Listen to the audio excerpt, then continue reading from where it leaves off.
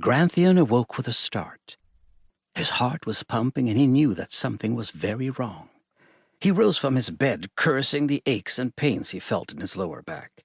He could overcome many things, but not age. After a moment he identified the feeling. It was danger, which could only mean one thing. He retrieved the sapphire ring from his bedside table and slipped it onto his finger. He chanted a few words under his breath, concentrating on visualizing his target, the matching ring.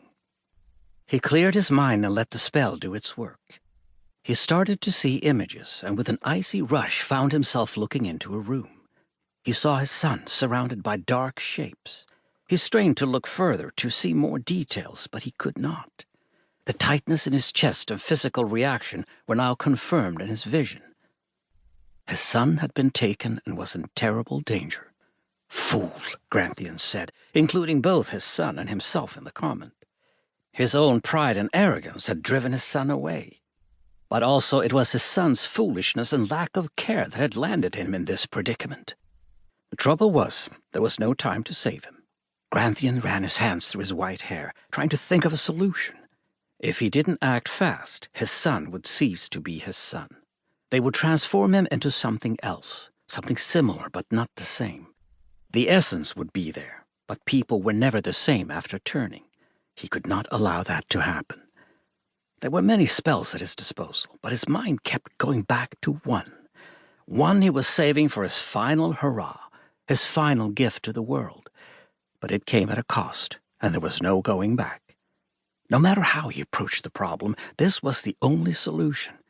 It was his life's work, but it looked like fate was forcing his hand ahead of schedule. "Oh well, now is as good a time as ever," he said. But before he left, there were preparations to be made. Grantheon shuffled over to his desk and retrieved paper and a quill. He wrote swiftly but legibly 2 letters, one addressed to his successor and one to his son. After he was done, he donned his traveling robe, packed a satchel with 2 crystal orbs, and took one last look around the room. It was his home, and he would never see it again. Relics from his many journeys littered the room. Magical artifacts, books, treasures, and keepsakes. Each one told a different story. Now he had to leave and forge one last tale. He left the room and closed the door behind him. The tower was still and quiet as the other elder wizards were all asleep, but he didn't want to take any chances, and quickly cast an invisibility spell with a secret inverted hook that would hide him from the other wizards. He would now be completely invisible, and not even a trace of magic would be detectable by standard methods. He crossed the large chamber and headed towards the stairs. He'd never enjoyed them. They were entirely too small, and he always felt unsteady on the long walk down. But this time they were like friends, speeding him on his way. He had a new purpose, and it would be fulfilled soon. Once he descended from the tower, he looked out across the courtyard. It was empty as expected, but he could still see images of many of his triumphs and those of his students played out before him in his mind's eye. "Nostalgic old fool," he told himself, and kept walking. He headed straight for the stables to retrieve his trusty horse Whitemane. They had been on many journeys together, and it was fitting that they would go on one last quest. As he entered the stables, Whitemane was awake and waiting quietly. "You always seem to know something before I do," Grantheon muttered to the horse.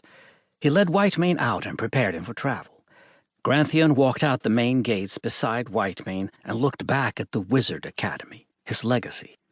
"May you stand the test of time and solve that which I could not," Grantheon said, then mounted Whitemane and rode off into the forest. Once he was out of sight of the academy, Grantheon let the invisibility spell lapse, now that the immediate danger of being spotted by other wizards was over.